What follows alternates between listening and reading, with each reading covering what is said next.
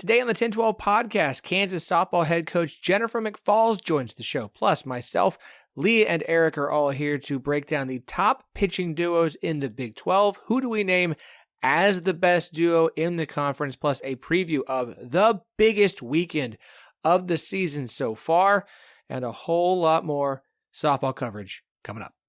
With threats to our nation waiting around every corner, adaptability is more important than ever. When conditions change without notice, quick strategic thinking is crucial, and with obstacles consistently impending, determination is essential in overcoming them. It's this willingness, decisiveness, and resilience that sets Marines apart. With our fighting spirit, we don't just fight battles, we win them. Marines are the constant our nation counts on to fight the unknown, and through adaptable problem solving, we do just that.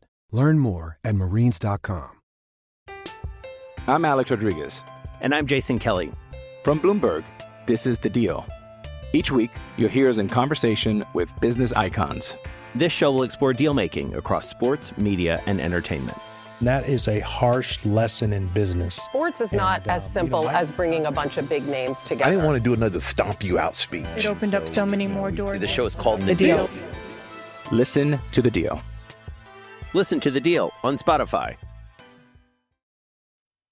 Basketball season may be coming to a close, but softball and baseball season are going strong, and football season will be here before you know it. So make sure you are outfitted for everything with Charlie Hustle, vintage-inspired clothing company based out of Kansas City that loves the Big 12 as much as we do and as much as you do.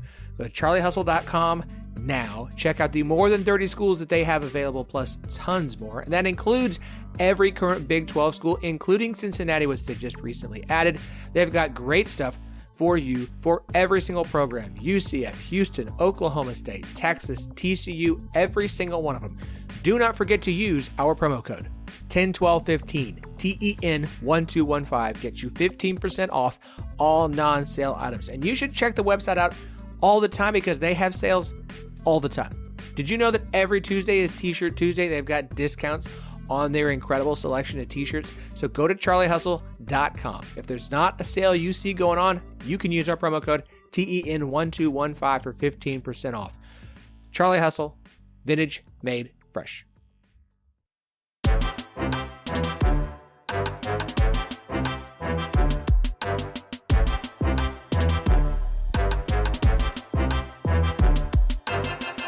Welcome to the 10-12, the podcast that covers all 14 teams in the Big 12 Conference, plus Arizona, Arizona State, Colorado, and Utah. We are the flagship show of the 10-12 Network. Find every show on the network at 1012network.com. Plus, we're partners with Sports Social, Europe's biggest sports podcast network. Thank you for joining us for our midweek episode. It is Thursday, and that means we're talking Big 12 softball. Joining me as they do every week, he is the man with a top 10 sports podcast for the month of March, Eric Lopez. Thank you. Thank you for the introduction. I'm still kind of trying to believe that statement, but it's accurate. So thank you. Absolutely. If you're not listening to In the Circle and you like softball, you're doing yourself a disservice. And back for the first time in a few weeks, the vibe. No, sorry. Jamie is the vibe queen. You are the trash talk queen of the 10-12 network. You are Leah Nelson. Wow. It's been a while, but I'm so happy to be back. And I love trash talk queen. Well, I almost said vibe queen, and that's Jamie's name or moniker, one of her like 12 monikers. So I can't take that from her unless you two want to have a battle to decide the winner. All right. We've got to talk some Big 12 softball today. Let's start with, I think the biggest story from this past weekend, let's just get it out of the way, is Texas Tech and Iowa State not playing any softball this weekend after weather took that series off the schedule. At this point, it doesn't look like the Big 12 is going to get it back on, not even a midweek doubleheader or anything. We had Texas Tech players who were upset on social, talking about this game not being fixed, moved, relocated, dealt with based off of the weather. It definitely isn't the best look. Like, weather happens. Ames is not the most weather-friendly place when it comes to spring and outdoor activities. And obviously with the schedule the way it is, because you've gone to 10 teams, so you have 9 weeks of conference play, that means you're going to be playing more at home in Ames earlier in the season than they typically would.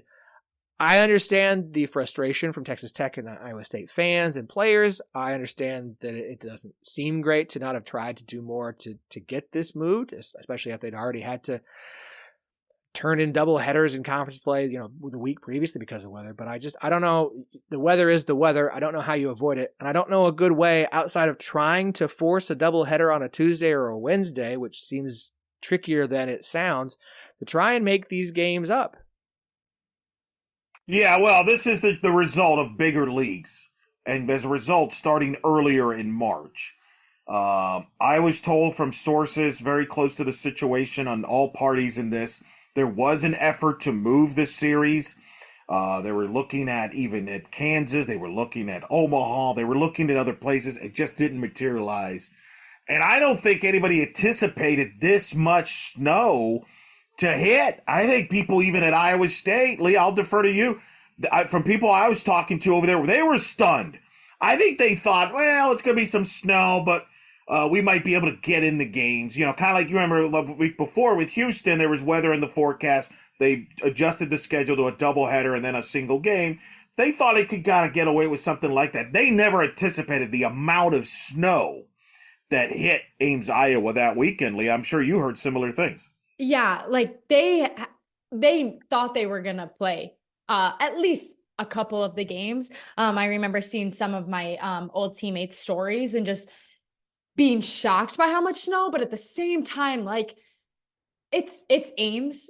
I'm not totally surprised by some crazy weather. It does stink, but that's what happens when you're that far up north and it's still only March. So, but like you said, Eric, they really thought they were going to get those games in, and I don't think anyone anticipated canceling the whole series. So it's unfortunate, but I don't see them making these games up at all. It's just like, how could you win? Where? It's very challenging, right? It's not like these two teams are going to be right in the neck of their woods, and the other problem, because some people were suggesting, well, why not move it to Lubbock? Well, I'm sure the rest of the teams don't want that. That means Texas Tech gets 3 extra home games. I don't think that was ever an option. And some people, I think, well, did they not have a preliminary plan of moving it to another, stadium ready to go? Well, that sounds good in theory, but what if it gets rained out in Houston? That you can have a backup plan there too. It's not as easy as it sounds to some people. Now, I do think where the conference maybe made a mistake here, I probably wouldn't have had Iowa State host back-to-back series in March. You're probably playing with fire there, with all due respect to the great folks at Ames, Iowa. But I do think, but at the same time, you can't just have them start on the road the first month of the year. So that's the challenge with this bigger leagues. And if the sport's not going to start the season later, which I haven't heard, I think that's a very cold conversation. You're going to run into this issue. And I'm not sure what the solution is on this situation here, Leah, because it's not really fair to the Iowa State players to say, hey, because of where you're at, you're going to start on the road the first 3-4 weeks of the conference play and then backloaded. I don't think that's fair either. But I do think that maybe in retrospect, the mistake was to do back-to-back home series there. That's probably the one that got them. Yeah, they were definitely jinxing it. I don't remember the last time we kind of did back-to-back, but it's tough. This has happened all 4 years I played. Well, I guess not freshman year with COVID, but there was always something getting canceled, getting switched around. But I agree. It's not fair for them to have to play the first, 6 weeks of pre-conference and then having to just do 3 more weeks of conference on the road. That's not fair to Iowa State. But again, I don't know what the solution is. I don't know if there ever will be, but I guess they keep chugging along and see what happens. I'll be curious to see next year when the conference goes to 11 softball teams, how they decide to handle the conference schedule. Do you stick with 9? I don't think you'll go to 10. Do you cut back to 8? No, last I heard, because I've talked to coaches about this, I heard they're staying with 9.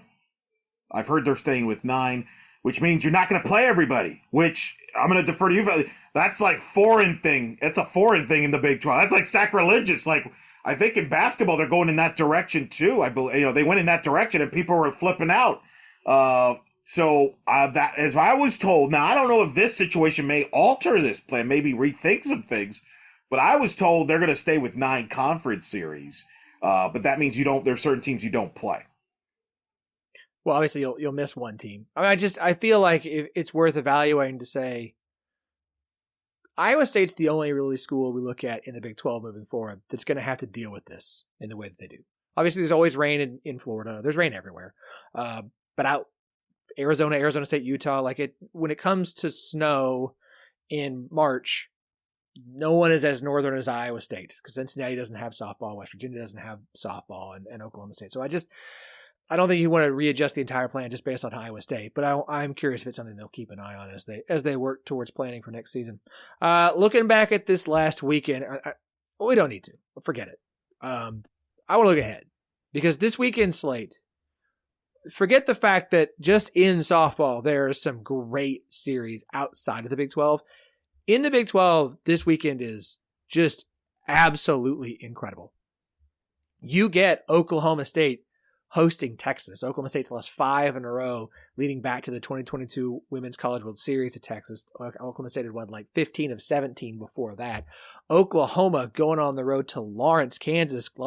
Kansas, the hottest team in the Big 12, one of the hottest teams in the country right now. Coach Jennifer McFalls is going to join us here in just a few minutes. We've got a great interview with her here on the show. And then you look at the rest of the Big 12, Texas Tech UCF is an interesting series between two teams who are vying for postseason berths. UCF, the young up-and-comers. Texas Tech continuing to turn things around. Houston, BYU. I think you can say Baylor and Iowa State's not interesting, but Baylor with the struggles they've got with Mackenzie Wilson suspended, Orme has been injured, Tobin has been injured, Iowa State not playing last week. They're going to get to play. This weekend feels like, outside of when Oklahoma and Texas play, this weekend might be the biggest weekend in the Big 12. And it's one of the biggest weekends in softball, period, with some of the series on the calendar. No doubt. It's exciting. I mean, even Kansas selling out the series against Oklahoma, being ranked, by the way, top 25 finally, long in most of the polls, putting themselves in great position after the sweep with Houston. I'm fascinated to see how that pitching staff kind of deals with that Oklahoma lineup. But then you mentioned Texas, Oklahoma State, and could be the last time these two teams play as Big 12 conference foes. Now, some good news for you. I've spoken to Kenny Gajewski and Mike White, both on the In the Circle podcast, and they both have told me they are definitely been talking and will likely continue to play in a non-conference game. So there is no animosity there. Maybe they are with the fans, but there's not with the coaches, and which is smart on both sides. That's a great quality non-conference, RPI game. So it will not be. I don't think it'll be the last time you'll see these two teams play in the foreseeable future. Heck, they could play again in the Big 12 tournament. They could play again in the NCAA tournament this year. But that's going to be the start of an interesting gauntlet for Texas. At Oklahoma State, host Oklahoma, got Baylor, got Kansas. Hello. That's a huge 4-week weekend stretch for Texas. We're going to know if Texas is a Big 12 title team, maybe a contender for the number 1 overall national seed, a World Series. We're going to learn a lot about Texas over the next month with that stretch. I'm so excited for this week. I think I'm really looking forward to this Oklahoma Kansas game. This is the perfect weekend for Kansas to play Oklahoma. It's at home, sold out, like Eric said. They're on a run of a lifetime. Do I think they're going to upset Oklahoma? I don't know, but I think it's going to be a good weekend, good game. And guys, I don't want to knock out Iowa State Baylor. I'm just saying Baylor had the hardest time with Iowa State these last couple of years. And I think it's going to be a solid series. This could be a huge confidence booster for Iowa State in Waco this weekend. And Baylor's kind of on a down couple of past weekend. So I'm excited. I'm looking forward to that series as well. Well, you mentioned it. Glenn Moore told me he really strongly believes Iowa State's the reason why they didn't host last year, because Iowa State beat them 4 out of 5, including in the Big 12 tournament. And we don't know the status of that Baylor roster moving forward. And Iowa State with the week off, we'll see how that goes. That's a very interesting series. And then UCF Texas Tech is a monster series from a regional standpoint. I think you look at the picture for the Big 12. Oklahoma, Texas are locks. They're locks to host. I know some people at Oklahoma State messaged me. They're kind of concerned because the RPI for Oak State dropped to, I believe it was 13. I'm not 15th time of recording. 15. I'm not there yet to panic because, for example, now if they get swept by Texas, now you're right. Now you may not host. Now we can get in quiet. But I want to see what they do against Texas at home. They still have Oklahoma on the schedule. They still got a lot of and they still got tons of opportunities to upgrade their resume. Certainly disappointing to drop a game to BYU. Give credit to BYU there. BYU Houston. Let's not sleep on that. I would not be surprised, guys. All right, both of you, if one of those games ends up being like a 21-14 game with the way with that ball flying out. I think it's in Provo, right? That's serious. So yep. I could see that one of those games being like a 20-14 game. In fact, I'd be disappointed if it wasn't a 20-14 game, at least one of those three games. But then UCF Texas Tech. How does Texas Tech bounce back from a week off? Rest. UCF right there with Texas. Just couldn't get that big hit to get over the hump. They're frustrated offensively. Can they figure out some answers offensively against a Texas Tech pitching staff that's a little suspect? That could decide that series. The winner of that series, I think, takes a big step to the NCAA tournament. The loser, perhaps, on the outside looking in. I mean, you look at the RPI right now. Texas is 3rd, Oklahoma's 4th, Baylor's 10th, Oklahoma State's 15th. Part of that's that loss to BYU and the BYU series. Baylor getting swept by Oklahoma and moving up in the RPI is the problem. One of the reasons I have a problem with the RPI. Texas Tech at 20, Kansas at 26, Texas Tech 29th, UCF 46, BYU 50th, and then Houston at 76 and Iowa State at 90th. For BYU and Baylor, you really don't want to have to lose any games this weekend. Like, Baylor sits in the bottom. Baylor, through 3 weeks of conference play, is at the bottom of the conference standings at 1-8. Houston, BYU, UCF, all in front of them at 2-7. Texas Tech and Iowa State at 2-4 because they didn't play their series. But Baylor is at 1-8. Which is, I understand the injuries. That's still shocking. I understand that the teams they've had to play. That's still shocking. To have been swept by OU and Kansas and lost 2 of 3 to Oklahoma State, to be sitting here at 1-8 is shocking. For Baylor, like, at this point, with the way this is going, you really don't want to have to lose a game to Iowa State. No. If you're BYU sitting there at 50th in RPI and you're not in a terrible spot to try and move up, especially if you get that win over Oklahoma State to try and find a way into the postseason, you really don't want to lose that series to Houston. So they're big series for Baylor and for BYU from that perspective. And for Houston, it's an opportunity to just keep trying to repair your RPI. Maybe you can do enough to find your way into the postseason. But there's a lot on the line for Baylor and BYU, especially this weekend. 100% agree with that. And Baylor is going to be interesting because if they continue to struggle, the committee's going to have an interesting challenge with them because you mentioned the RPI they have. A lot of their body of work was when they were fully intact, when they had Mackenzie Wilson, when they had Orby. We don't know the status of those players. They may not be back. So this is not the same Baylor team that built this resume that had wins over UCLA and Missouri at Nutter and beat Louisiana twice. How does the committee look at Baylor if these players don't come back? Could be fascinating come Selection Sunday. How do you see Baylor? Could be interesting from that standpoint. I've talked to committee chair people in the past. They always say they look at the whole body of work and all that. But with these injuries, I think to me you got to take a look at that if they continue to struggle. So I agree with you. If they lose to Iowa State this series, let's say, and continue their struggles that Leah has brought up the last couple of weeks, I think it's panic time in Waco at that point from a Baylor standpoint. So, and I think for BYU, you're right. If BYU wants to be a contender in the bubble, I have them currently as a first 4 out. They got to stay in that range.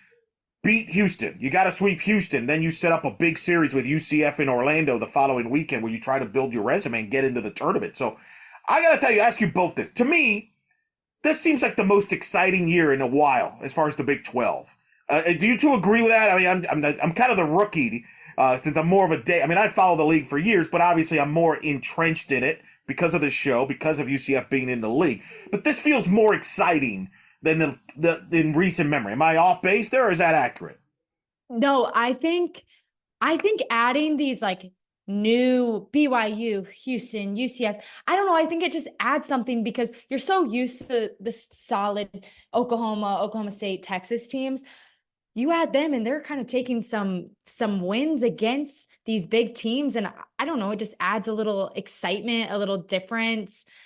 It just seems different to me. It could be because I'm done playing and I'm just like get to watch all the time and less nerve-wracking, but I 1000% agree with you, Eric. I don't know. I just think every week is just exciting. I'm Alex Rodriguez. And I'm Jason Kelly. From Bloomberg, this is The Deal. Each week, you'll hear us in conversation with business icons. This show will explore deal-making across sports, media, and entertainment.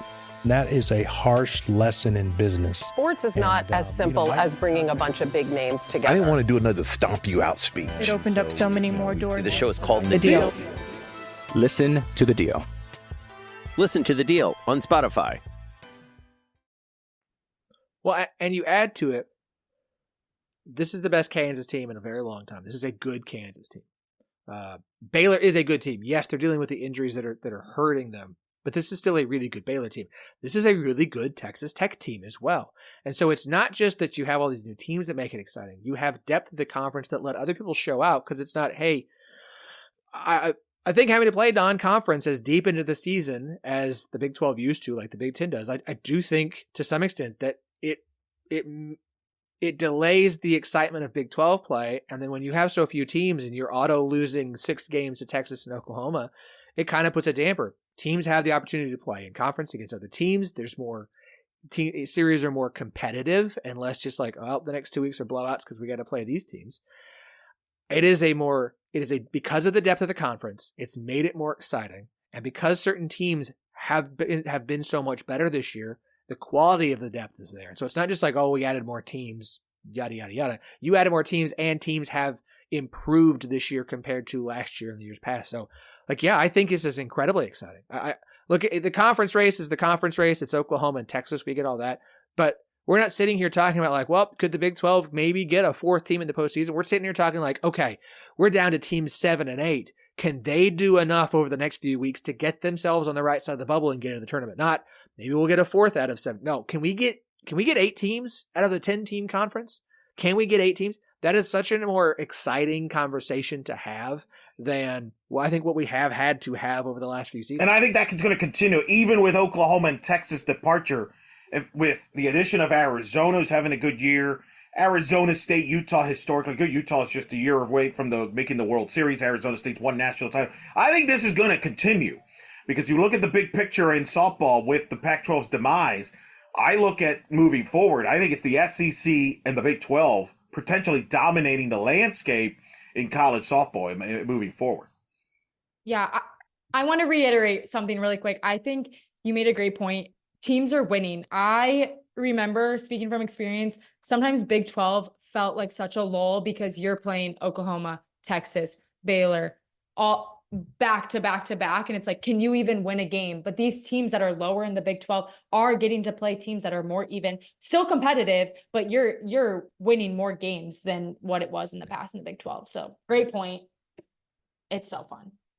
I think it's great. I think Big 12 is great this year. I agree. I think Big 12 is going to have a strong case for number 2. I think Stanford going to the ACC is going to be weird. I think the ACC is not going to be bad. I mean, Clemson's been good. Duke's been good. Virginia Tech's is a good program. Like, the ACC is going to have a stake. It's just the bottom of the ACC is bad. Not well. Good. And the problem, Philip, and the problem is, and I don't want to get into this because it's a softball podcast, but I'm sure you're going to cover this in the other sport. We don't know what the long-term future is of the ACC. I mean, Florida State disgruntled, trying to get out. Clemson now is disgruntled.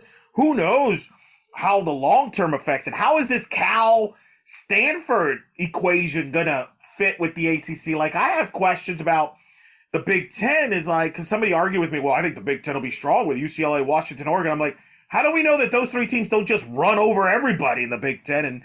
And Big Ten's not having a good year at all this year. So I have questions on how all that's going to fit. Whereas I'm not saying the Big 12, you could argue maybe the geography sometimes is a little quirky, but I don't think it's insane. Like, I don't get a sense in talking to people in the Big 12 coaches that, oh, bummer, we got to go to Tucson, Arizona or Tempe. You know what I mean? Like, there's not that insane trip that you're like, cross flight, like UCLA is going to have to go to Piscataway Stanford's going to have to go to, like, Chestnut Hill in Boston? What?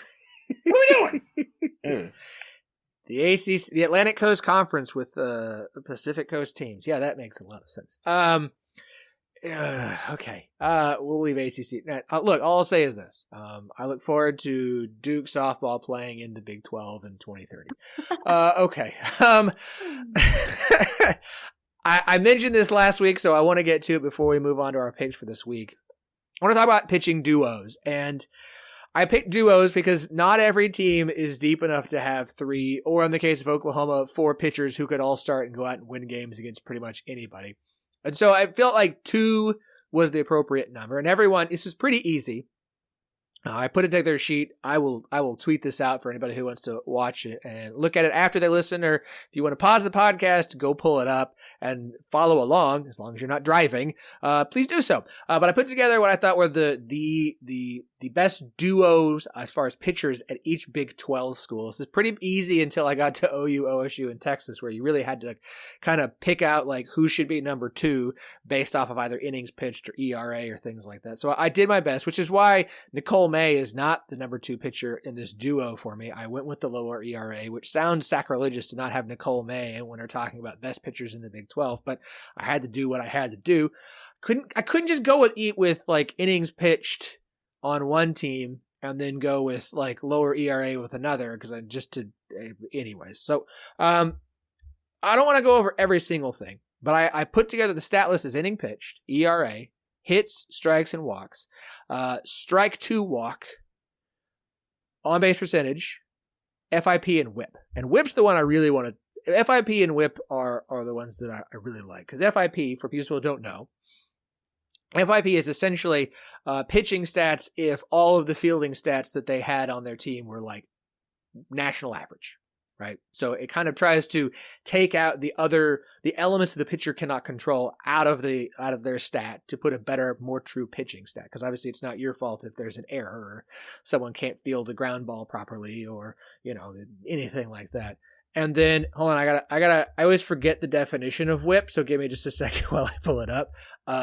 Walks and hits per innings pitched. So, whip is a really good number. Anything around a 1 point whatever is typically a good whip. I love whip. Anytime you see a number that's under a 1, good gracious, Ignatius. By the way, there are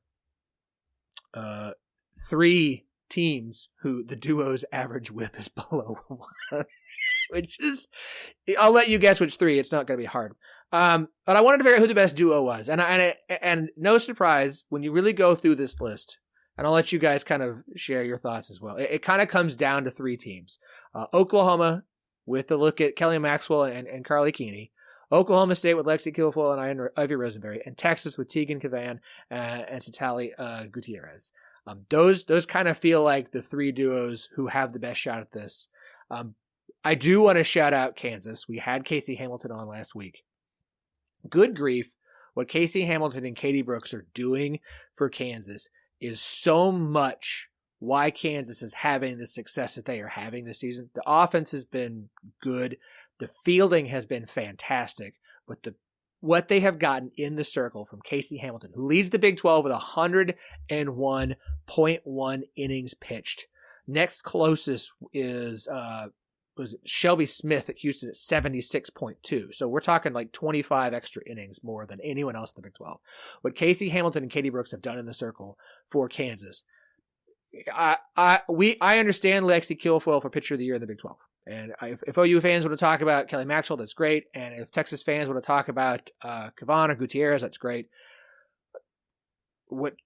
How important Casey Hamilton has been to Kansas and their success, I think she needs to be more in that conversation than she has been. You're not going to get an argument from me. I think Hamilton's amazing.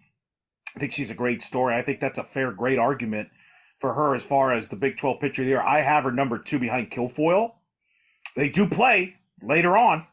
That could have significance. That'll be a Friday night game to watch. Yeah. That one's going to be. Make it happen, Gajewski and McFalls. Don't let us down, all right? Let's make that happen. Yeah. But let me give a shout-out to Katie Brooks, because I've seen her in person. She has had a breakout year for Kansas. Her ERA going into this season was around a 4.5. She has taken it to a different level. Remember, Kansas has been without Lizzie Ludwig up until recently. So she had to step up and have a big role. And that's why Kansas is now where they're at in the top 25. That's why I actually would pick them as the most valuable duo in the league, because Katie Brooks has had to pick up the slack for the Lindsay Ludwig being out with the injury and help Casey Hamilton. As good as Hamilton has been, she can't do it all by herself. And it's not, and while Kansas's offense is good, it's not at the level of some of the other teams in the Big 12. So they don't have as much room for error, say Oklahoma, for example, or Texas, or even Oklahoma State for that matter. As big of Alexi Kobe, their offense is very good. So I think those two have been tremendous. And now they've got Lizzie Ludwig back. So now they got 3 arms. So I like them a lot. I love your argument about Hamilton. I'm with you there. It's Kilfoyle and Hamilton for me. If you told me of the teams you said, you kind of narrowed it down. I just saw Tegan Cavan and Gutierrez. I think Tegan Cavan is the freshman of the year in the Big 12. If you had a vote today, I think she's the real deal. She is a star in the making. I think it's her and Keegan Rothrock of Florida for National Freshman of the Year right now. But so I would go Texas there as well. But my issue there is I think still Mac Morgan is maybe their second best pitcher over Gutierrez. That's why I like Kansas. If you're asking me, Phil, who I'm voting, I'm going Kansas, because I think those two needed each other and they've helped raise Kansas to where they're at today. Guys, I'll sorry, say this. Go on. No, you're fine. I said that Hamilton leads the Big 12 innings pitched. Combined, those two have pitched 175.1 innings. Next closest of 2 players in the Big 12 is Baylor's Riley Crandall and Aaliyah Benford, 131.2. 175 to 131. 44. Just about 44 more innings. Kansas, those two, Hamilton and Brooks, to the next closest of Crandall and Benford at Baylor. Nobody's been more important to their team. Actually, I'm sorry. Houston's, I'm trying to let so many things in front of me. Paris Layman and Shelby Smith had 147. We're still talking about almost 30 more innings in the circle from your 2 stars. That's incredible. They lead the Big 12 with 123 strikeouts between them. They got the most walks, which I think is what's kind of hurt them in spots, but just, I'm not going to argue with you against those two as far as most important duo. When it comes to most important duo for a team in the Big 12, may not be the best duo, but it's most important. Wholeheartedly agree with you. Sorry, Leah. That was a great point. But how exciting is it that Kansas is even in the conversation? I think that just shows how awesome the Big 12 is.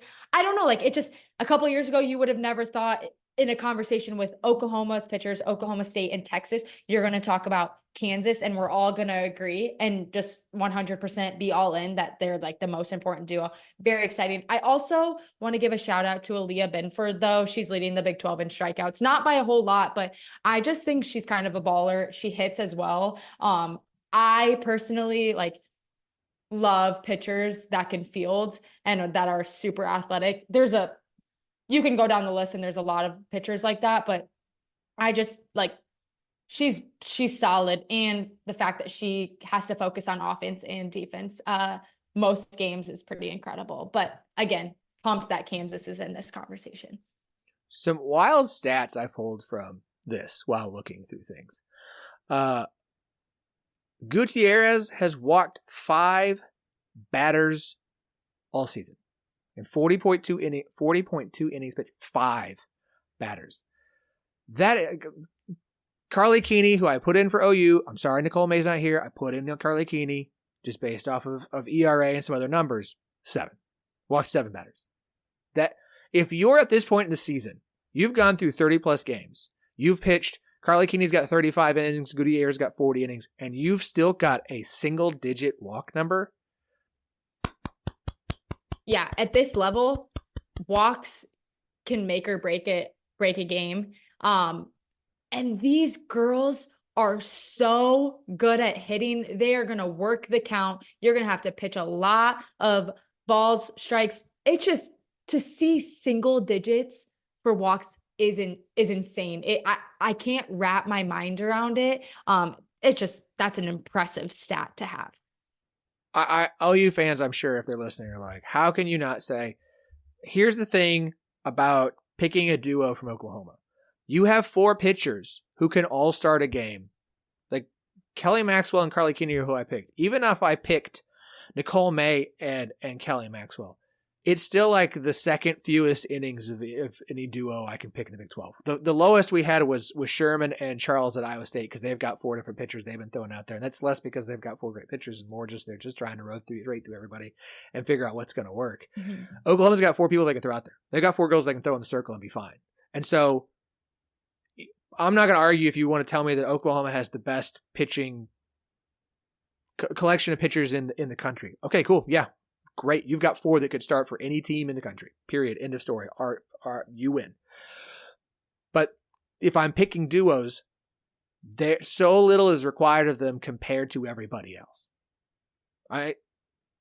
Period. Like Houston's had to have a time. Baylor, as we've mentioned, especially with Orme out, what Benford and Crandall have had to step up and do without Orme has been a lot. Oklahoma State. Like, yes, they've got Kyra Aycock, who's pitched more innings than Rosenberry. But when you look at Rosenberry and Lexi Kilfoyle, the 2 of them lead the conference in ERA. They're both under 1. Rosenberry's at .98, Kilfoyle's at .95. Like, Lexi Kilfoyle, I mentioned whip. Lexi Kilfoyle is tied for the best whip in the Big 12 with Kelly Maxwell at .68. It's .68. I said 1 is good. 1 is like, you're happy. Anything like 1, 1.1, 1.2, that's a good. 0.68. That's dumb. That's ridiculous numbers. Both Texas players are like, Kavon's at .77, Gutierrez is at .79. They have the best like combined whip of the 2, but .78. It's ridiculous. There's a lot of good pitchers in the Big 12. You know what? But I look at all this. I'm going to agree. I think it's Hamilton and Brooks. If we're talking about best duo in the Big 12, as far as most important, what they've had to do, I'm going to have Kilfoyle and Rosenberry close there. I'm going to have Crandall and Benford. Their numbers aren't as good as the other ones, but the amount of that's put on them without Orme, right? Like I just think it's not just about how good are you. It's how much is asked of you, and then what do you do with that? And I think Hamilton and Brooks have just been incredible, which is perfect that we had Hamilton on the show last week. We've got McFalls on this. We're talking a lot of Kansas softball, but they're a great story this season, and it's one that deserves to be talked about when we've got a team in the Big 12 doing as well as they are, who's benefiting the Big 12 as a conference because their ERA is 26 right now, or the IRA. RPI. I'm just IRA. I'm throwing out letters, numbers. I can't do all these letter combinations. It's breaking my brain. No, it's exciting. I'm pumped. It's going to be a good series this weekend. I don't know. I'm just still hyped that Kansas is in the conversation. And again, like you said, Oklahoma fans might be upset, but like we're always talking Oklahoma. We know they're good. They're supposed to be good. They're going to put some crazy stats, some crazy numbers up, but like, let's kind of highlight some of these other teams. And I don't know, it's really exciting. All right. We've gone through the series for this weekend. We've got 3 we're going to pick. And with all this Kansas talk, let's start there. Let's talk Kansas hosting Oklahoma. 3 games this weekend. I believe that series, everybody starts Thursday. Mm-hmm. It's Easter weekend, so everybody's Thursday, Friday, Saturday. No Sunday games. BYU doesn't have to be the lone team not playing on Sunday this week. Let's start with Kansas hosting Oklahoma. Starts Thursday at 5 p.m. Every single game is on ESPN now, except for OSU Texas on Saturday, which is on ESPN2, but everything else will be on ESPN Plus, Big 12 now. Eric, I'm going to let you go first here. Who wins? What's the record? This is a fascinating series. I just saw Texas live in person. I think they're as complete of a team as it gets. Everybody's thinking 2 weeks from now, Oklahoma and Texas. I'm sure we're going to talk a lot about that next week, but I'm really fascinated. Which Oklahoma State team do we see here? Because I've seen them in person at their peak. I've seen them at their worst. And I'm just fascinated. I was perplexed. Not necessarily dropping a game to BYU. That's going to happen in Provo. But just to get shut out by Tulsa. I know that's Tulsa's big game of the year. It was sold out, whatever. which Oklahoma State team shows up? Because I've seen this team at times look like a top 5 team, and at times they don't. And I think the question I have is, I know what I'm going to get in Lexi Kilfoyle. What am I getting from the rest of the staff against this Texas offense? I'm very intrigued to see. I'm going to go Texas 2-1. Tight series. I think they split the Kilfoyle starts and take the non-Kilfoyle starts. And I'm speaking of Texas. All right. You've got Texas 2 winning against Oklahoma State. Leah, what do you got on this one? I have to agree with Eric. I think it's going to be Texas 2, Oklahoma State 1. I don't know. Texas has just been playing so solid.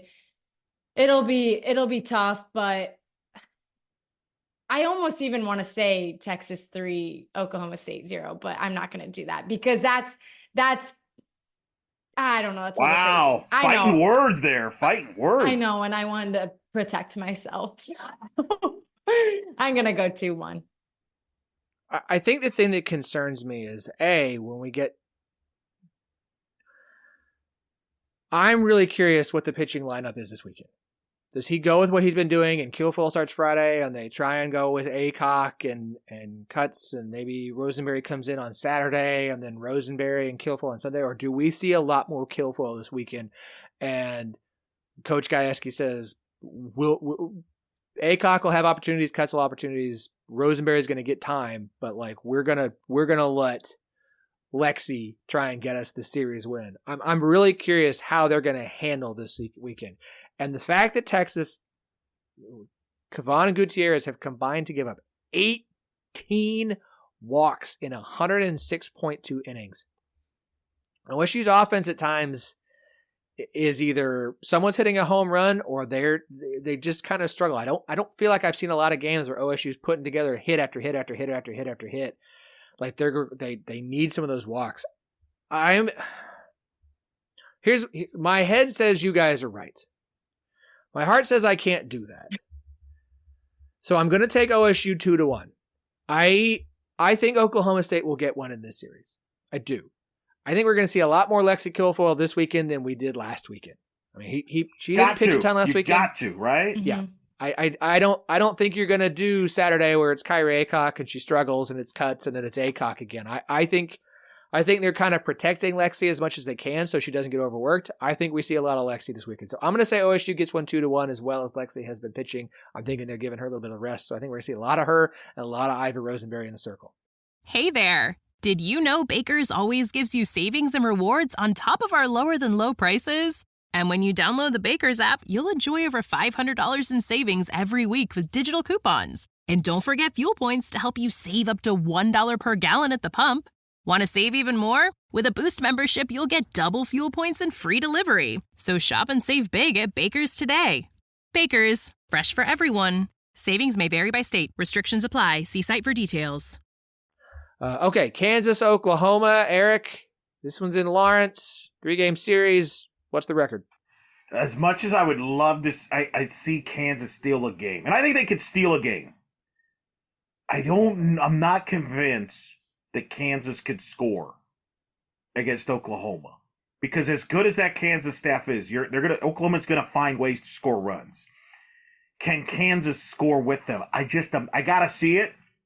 To me, if Kansas can take a game from Oklahoma here, just put it in pen, book it, lock. They're going to the tournament. Done. If they get to take a game from Oklahoma with what they've already done. I hope it's a competitive series. I'm glad to see them getting that fan support. Big fan of Coach McFalls and stuff.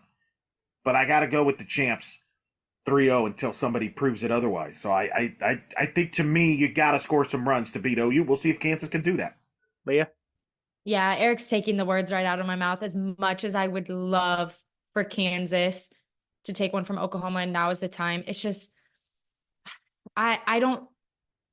Oklahoma's going to score a lot of runs, and I just don't think Kansas is going to be able to keep up.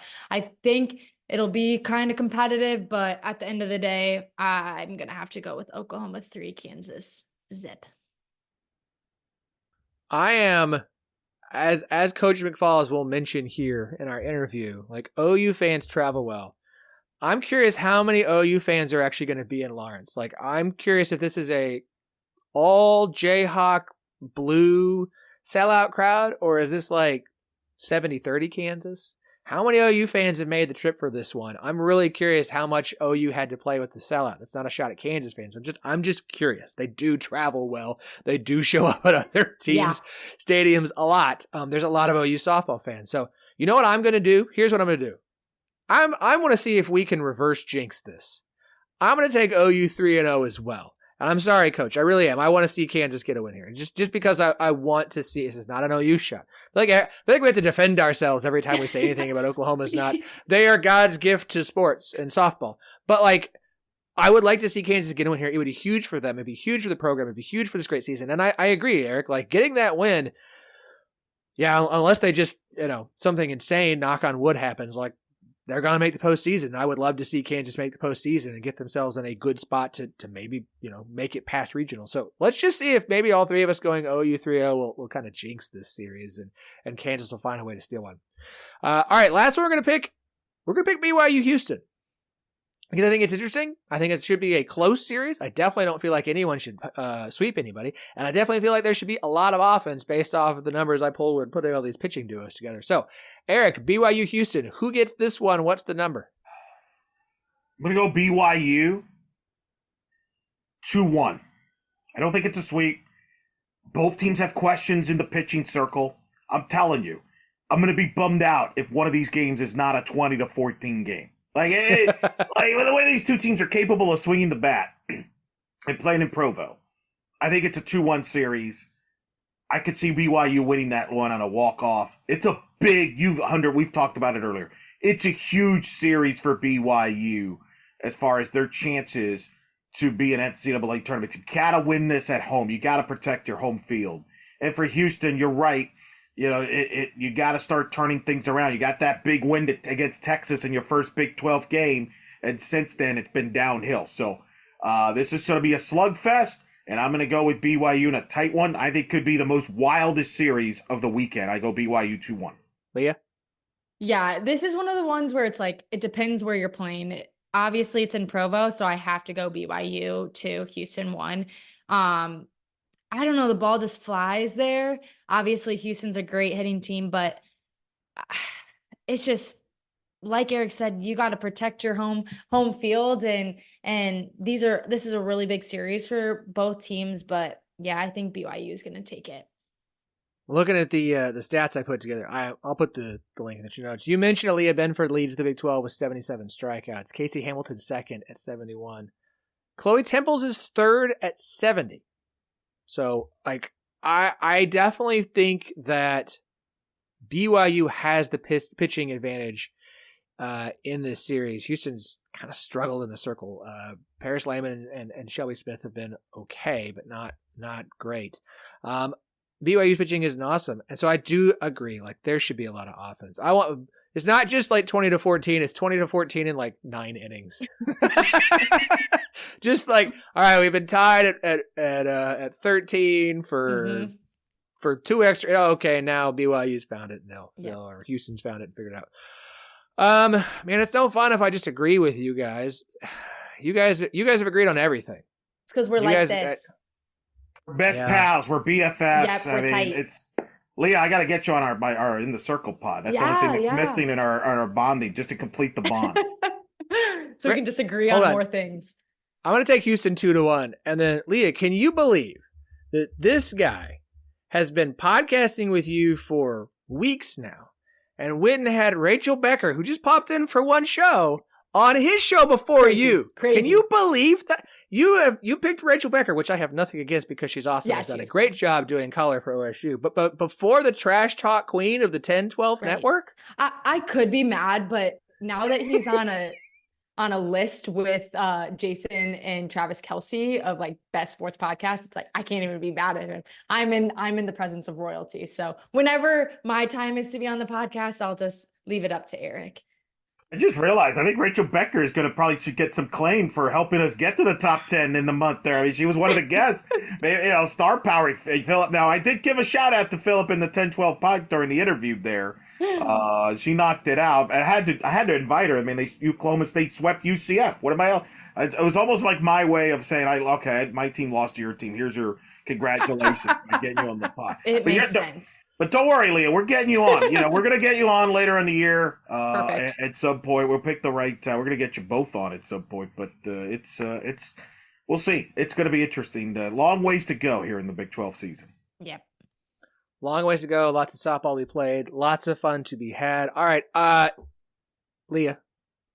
Whatever you'd like to plug, you're welcome to plug here. No, Leah, you just had you couldn't be with us last weekend. Why couldn't you be with us last weekend? You gotta tell everybody what you were doing. What I was doing last weekend? I thought you were going to talk about how my tweet just went viral. Oh, your mom. It's in my show notes and I haven't scrolled up. Apparently, I don't understand this. How is your mom more of a fan of an Iowa basketball player than her own daughter? I know. An Iowa State trash talking legend. I know. I don't know either. She just loves herself some Iowa. Well, just a little rundown, but she works for the Girl Scouts and her region is Iowa City. So she, had to go up to see Lisa Bluter, who happens to be a lifetime Girl Scout member, but had to go see Lisa Bluter, Caitlin Clark, found out their favorite Girl Scout cookies. And she knows my favorite is a Thin Mint. She just didn't want to admit it, but I guess that helped my video or my tweet go viral. Caitlin Clark liked it. So I feel pretty famous. But yeah, back to your original question, what I was doing with basketball. Is that what you were hinting at? Yeah. That was pretty cool. Yeah, I got to cover the Missouri Valley Conference women's basketball tournament. It was in my hometown, which was really, really cool. So it ended up with a buzzer beater, Drake against Missouri State. And then I got to interview some Drake players, got to make some video, shoot some more video and photos. So that's why I wasn't on these last couple of weeks. But whoa, basketball. Yeah. I didn't know that. Were you doing sideline? What are you doing? Yeah, I was doing sideline. I'm a brand and content coordinator for my job outside of getting to cover softball all the time. And Quad Cities hosted Missouri Valley Conference. So I was on the court, getting some interviews, talking to some coaches and AD. So it was a blast. It was really fun weekend. Got a big timer on the show here, fellas. Here. I know. I'm the lowest person on the totem pole on my own podcast. Honestly, that's the way it should be. Let's be honest here. All right, Leah. So if anybody else wants to follow the adventures of your mom not remembering things about you, like your favorite cookie, your birthday, or whatever, right. Where can they do so? Follow me on Twitter, X, whatever you want to call it, at LeahCJ21. Very important. Leah without an H, please. There's only one right way of spelling. We are 1012 Network, TEN, the number 12, the word network on Twitter, 1012 Pod on Instagram, and Threads, 1012 Podcast on YouTube as well. And then if you're going to be on YouTube anyways, you're going to be scrolling through podcasts, don't forget to check out Eric's show. Eric, top 10 sport podcast, month of March on Good Pods, right there with the Kelsey Brothers show. Did you beat the Kelsey? Did I see you beat the Kelsey Brothers show? Is that no? I don't think so. Just behind him slightly. Aaliyah can confirm. She's a big Kelsey. I know she subscribes to the Kelsey Brothers there. I'm slightly chasing them. I'm close though, right? I'm close. You are third. Close. You're seventh. So there you go. Where are they at? They're two. You beat the Mina Kimes show. Okay. Hello. So there you go. There you go. All right. That's so pretty overwhelming. I'm pretty overwhelmed. Well, that's because we're on In the Circle on D1 Softball. Check out D1Softball.com for all the latest in softball news. We're covering all the Mickey Dean story. If you're a diehard softball fan, obviously he's going to step down as the Auburn head coach at the end of the 2024 season. So that's we're covering that in the Circle podcast this week. Of course, we had Kat Osterman recently. We had Andrew Haynes, the radio voice of the Texas Longhorns, on the most recent episode that's come out as well. Talk to him in the complex. Eric Lopez-Elo is on Twitter /X. I'm there as well, doing various other stuff, including co-hosting Around the Kingdom on this same network with Trace Trelko, covering all aspects UCF, the fastest UCF show around. And, of course, I always love this particular show I get to contribute, Philip. So I always appreciate it. Good to see you, Leah. I have missed you, Leah, I will say. I've missed you guys. My weeks aren't as You're as a very great. important person. You're an important person. You got bigger things to fry than just hanging out with me and Philip. I understand. No, guys. It hurt my heart that I couldn't be on the show the last couple of weeks. It's okay. You can make it up to me. We'll get Coach Pink. Can you interview Caitlin Clark? Is your mom that tight? Let me have my people talk to her. Holly Rowe's got. I don't know. Holly Rowe's got first dibs on that. That could be a battle there. I love Holly Rowe too. Yeah. Let's get Holly Rowe. There we go. Okay. All right. We've got Kansas softball head coach Jennifer McFalls. It's time to wrap this up. Jennifer McFalls coming up next. We will be back. I don't know when our show is going to be back. We'll be back next Thursday for sure to talk more softball. Maybe we'll have an episode before then. Maybe we will. I've got a list of nuggets of things I just want to brain dump so I can start putting together Google spreadsheets about running backs and quarterbacks in the Big 12. So enjoy the interview, and we'll talk to you again soon. This episode is brought to you by Pepsi Wild Cherry. Pepsi Wild Cherry is bursting with delicious cherry flavor and a sweet, crisp taste that gives you more to go wild for.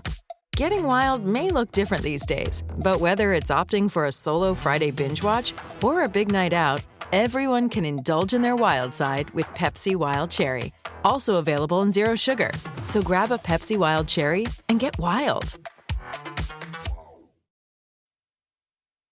She's the head coach of one of the hottest teams in the country, the Kansas Jayhawks. We are very excited to have head coach Jennifer McFalls joining us today. Coach, welcome back to the show. Thank you. Thanks for having me. I mean, okay, I have to ask. You guys are one of the hottest teams in the country. You've got back-to-back Big 12 conference sweeps. It's been a while since you could say that. This program could say that. You have, 19 of your last 22 games are wins for you guys. You are ranked in every poll in the country right now. There's got to be a lot of excitement internally for what this team has accomplished already, just like at the halfway point of the season. Well, there definitely is. I mean, there's quite the buzz here in Lawrence. But we've just been on the road so much, so busy. It's just like we're just trying to focus on one game at a time right now. And it's been fun. It's been a fun ride, and I think obviously the girls are in a great place. I mean, they're playing with a lot of confidence right now and playing really free, and I just think they've been a lot of fun to watch. I mean, we had a big game against Missouri last week, and obviously we didn't get the W against them, but I thought it was a great game. Ended up losing 3-2, but how can you not get excited about bringing in the number one team in the country, OU, this weekend? So, it'll be a tough one, but it is what it is. I mean, it's always exciting to play one of the top teams in the country, especially OU. So it should be a fun atmosphere.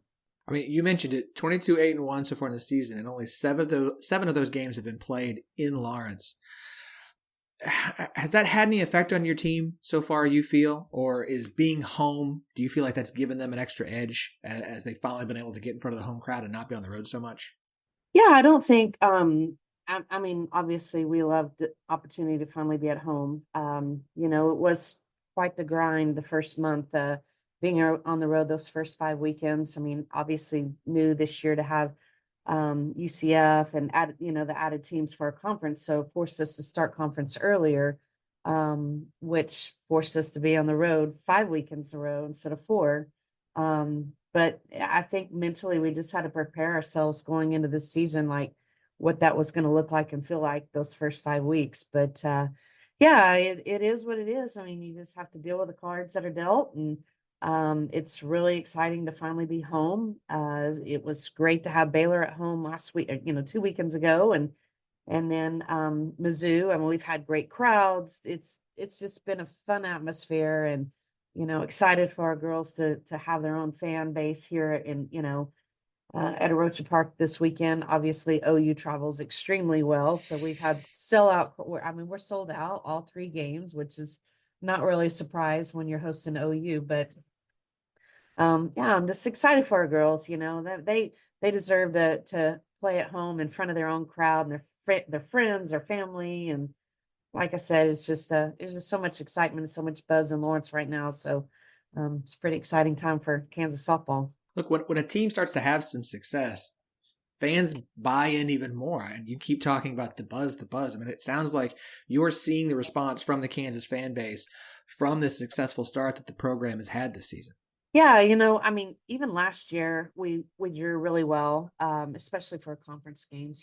Obviously weather always wreaked some havoc on some of those home games. But once we got into conference last year, we had really, really great crowds, and and I think we've done well every year's gotten better, but certainly this year even more so. But yeah, I mean, again, I think we set the tone with the way we finished out our season last year, and then even in the fall when we're playing at home, our fall games, we had great attendance. So I mean, it's the fans here in Lawrence are amazing, and you can tell that just by going to the men's basketball games, that environment is outstanding. So if we can ever just get a piece of what that looks like at Arocha Park, I mean, it always helps. So it's fun. All right. You have been building this program, and this feels like obviously not like I don't know the start of something new for Kansas softball. And every year has been better and better. And last year really felt like a team that was so close and so many opportunities to kind of get over that hill and be in this spot. Now here you are. This team is playing fantastic softball. What do you attribute to this team kind of finally getting over the hump and getting to this point? Well, this is, I think a lot of it starts with our senior class this year. We have 8 seniors total, 7 of which have been with me for 4 years. Ashlyn Anderson, this is her 5th year. So, the only one that we added in the mix there was Addison Purvis, who transferred in 2 years ago from Mississippi State. But this group of women, when they came in as freshmen, they were talented.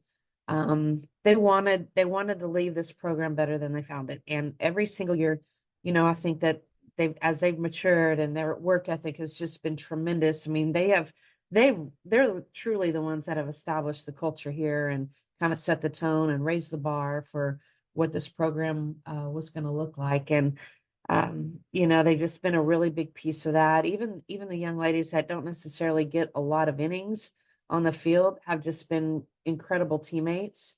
So the positive culture is really about what they have, the foundation that this senior class has laid for us. So just really excited for them, especially just to finish out so strong and for their senior year. And like I said, our goal this whole all fall, what we talked about is how do we find a way to get ourselves in postseason? And last year, I think what hurt us was just losing some games early on in the season.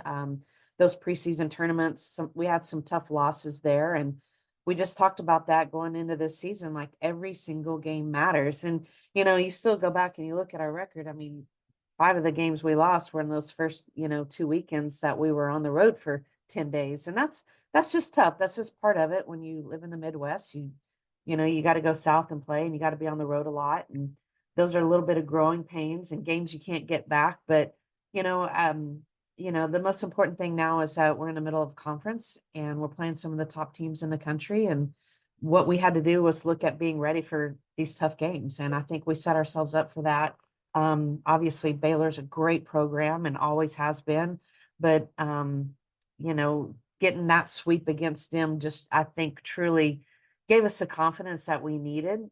And it's kind of live off of that a little bit. Like I've been telling them, like, y'all, we're good. We just got to figure out how to win instead of how to lose. And our focus became on, especially after those first couple weekends when we lost some close games down in Florida opening weekend, where we would have the lead and somehow find a way to lose it in the 6th or 7th inning. And so, our focus became on how to win innings 5, 6, and 7. Going into the, we'd have a lead and we've got to figure out how to hold on to that and finish our games out stronger than we're starting them. And I think that's the edge that really gave us, especially heading into the Baylor series, because teams like Baylor, they just don't go away.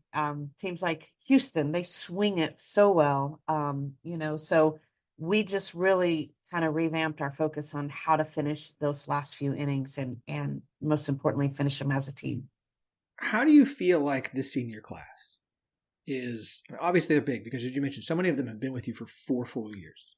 How do you feel like the senior class is laying the foundation for this program moving forward? Honestly, I think their passion for the game. I mean, I think when you watch them, they're just full of energy. They play with a lot of passion. So they're just fun to watch, which is certainly something I've preached from the day I've gotten to Kansas. Like, we're somewhat an entertainment, industry where if you want fans to come back, they got to love the product and love what they're seeing. And so that alone has just been really fun to watch them grow. But I really just think their passion for the game, their work ethic. I mean, this is a group of women that I never have to ask to do extra. They've been doing that since the day they got here. Coming early to hit, staying late to work at their game. I mean, the work ethic has been there. And I think just all the hours that they've spent on their own doing extra, finding ways to get better is truly, truly paying off for, the success that we're having right now. The transfer portal has become just a part of college athletics in general. We see big name players transfer all over the place. You kept this entire roster together from last year to this year. What was kind of the message to the team to get them all to stay on board this train heading into the season? Honestly, I guess it just starts with just building relationships with players and getting them to buy into what you're developing and building, the culture that we had. Last year, our culture was great. It was really positive. Obviously, we even finished out really strong. We didn't get in the postseason, but the last half of our season was really, really solid. And and I just think that, truth be known, I think our younger players really just trusted the process that we were building. They wanted the opportunity to come back and continue to build this program. And, I told them, I mean, like, hey, I want to live with this program we have. I don't want to go shopping for players on the portal. I mean, I love what the culture we had, and and it's great. I mean, there's no doubt at some point that's going to have to happen.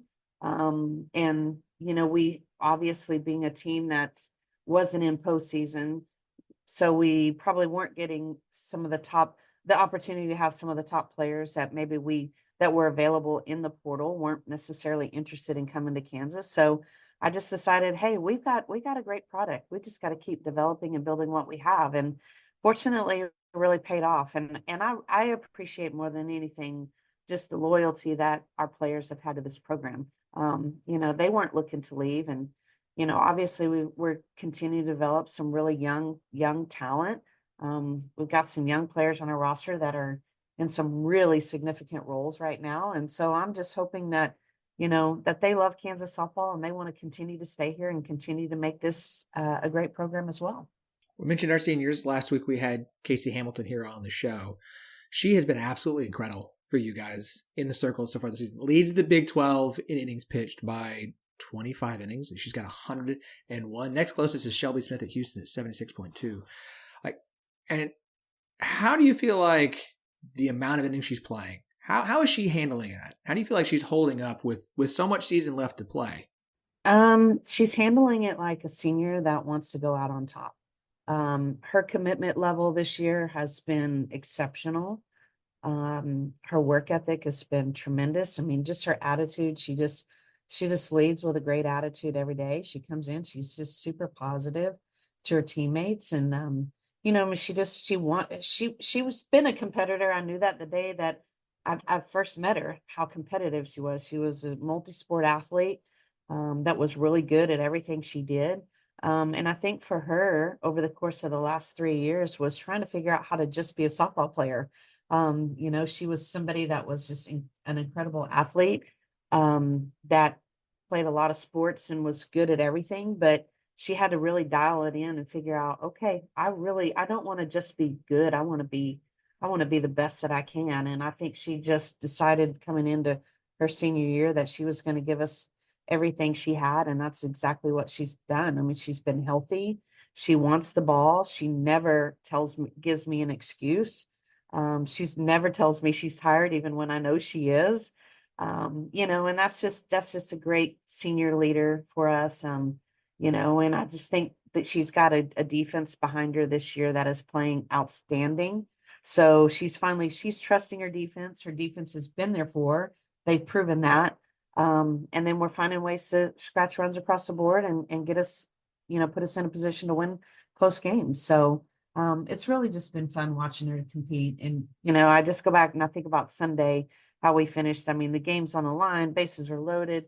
And we needed a ground ball double play, and we got exactly that to get out of that game against, you know, a great hitting team like Houston. And afterwards, you know, Casey was just emotional because she was just had so much adrenaline trying to finish that game out and do everything she could for her team. And I just think it was just so rewarding more than anything to be able to see us come out on top after just a true fight. And Sundays are a grind, you know, everybody's tired, and especially, you know, when you got a pitcher like Casey Hamilton that's thrown as many innings as she's thrown and still out there competing her tail off every single pitch is just is so rewarding.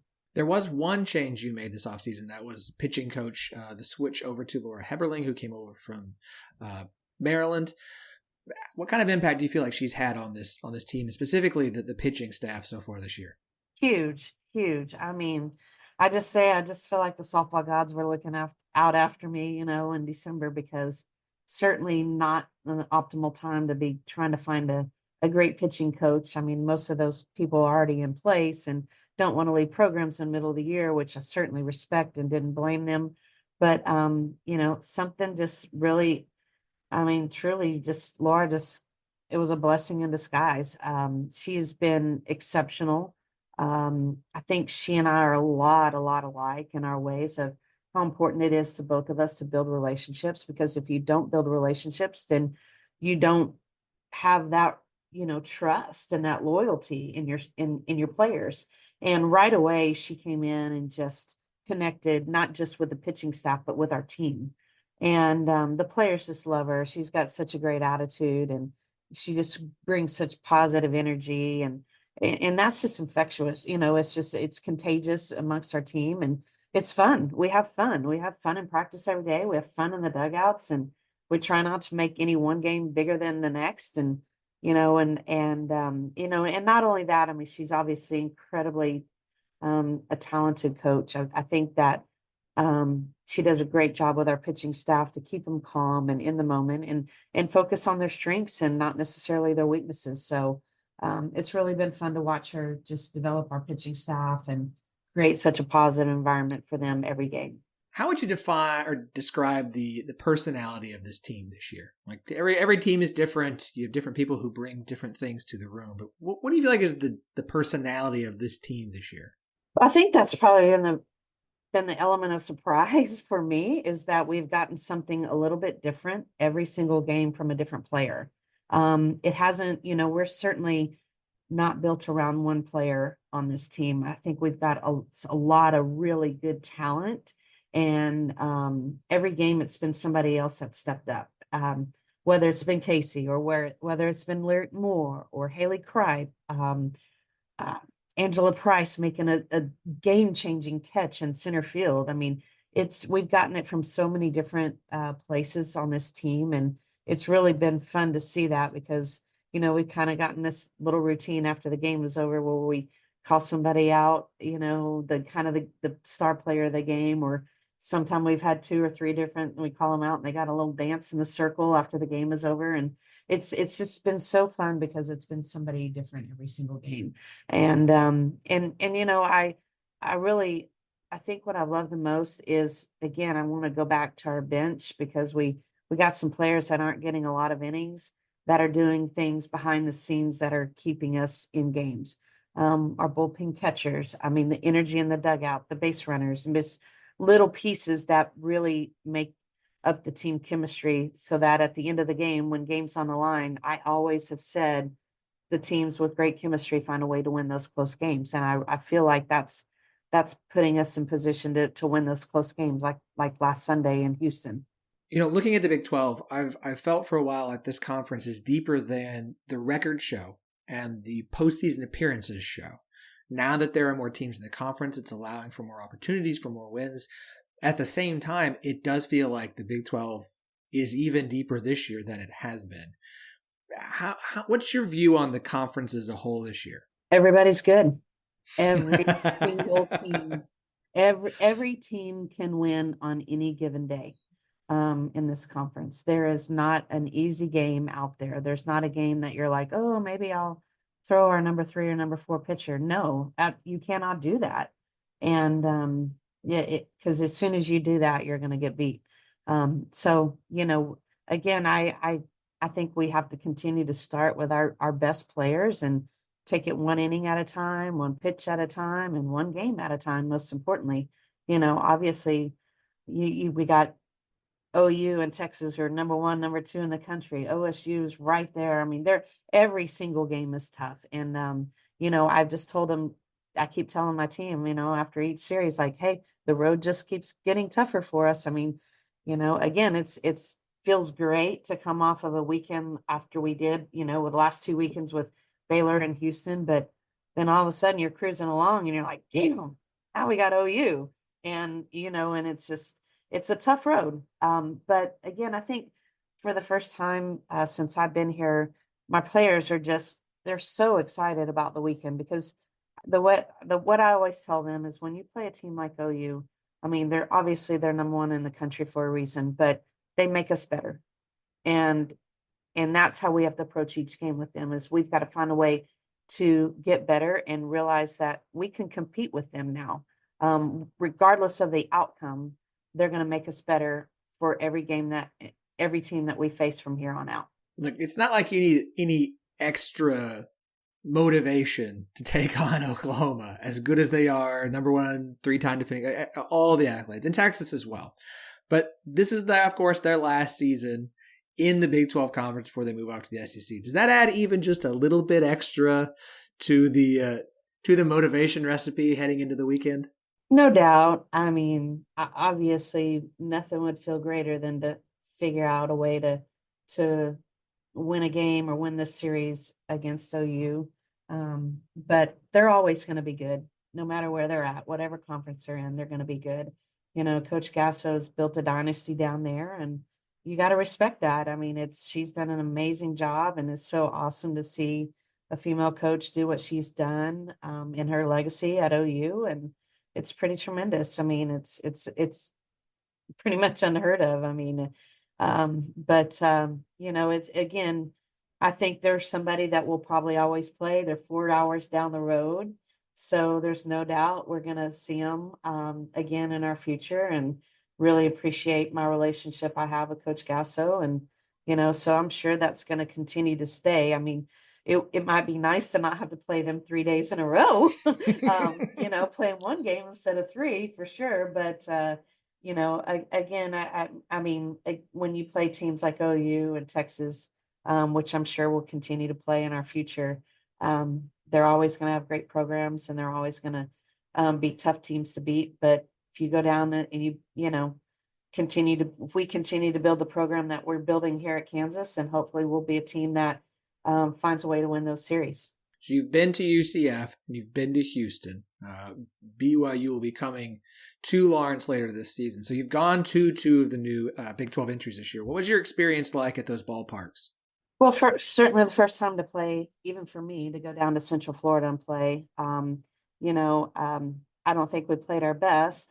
I wish we had an opportunity to play them again, but and I'm sure we will come across them potentially in the Big 12 tournament or somewhere else down the road. But again, I mean, you're always going to go into an environment when you're on the road, and you got to be better than just being good, because you're not just facing the team, you're facing their home stand, their crowd, their weather, those things that we're not used to, up here. We're playing in 50-degree weather, and you go to Florida and you're playing in 85-degree weather. I mean, there's just those things kind of do come into effect and play. And again, we've got to kind of take it one weekend at a time. But, again, you just kind of take lessons learned and figure out how it's going to help you be better the next weekend. Coach McFalls, again, you've got Oklahoma coming in this weekend. Huge, huge series for you. Lots of softball left to play, including what feels like, at this point, a postseason berth that we're all very excited about from a Big 12 perspective. So congrats on the season so far. Looking forward to what your girls do the rest of the way. Thank you. I'm looking forward to it as well. I mean, hopefully we'll continue playing with a lot of confidence and finish out, somewhere in the Big 12 where we set ourselves up to get into postseason. That's been our focus. That's been our goal all year long. And, we're not going to let up.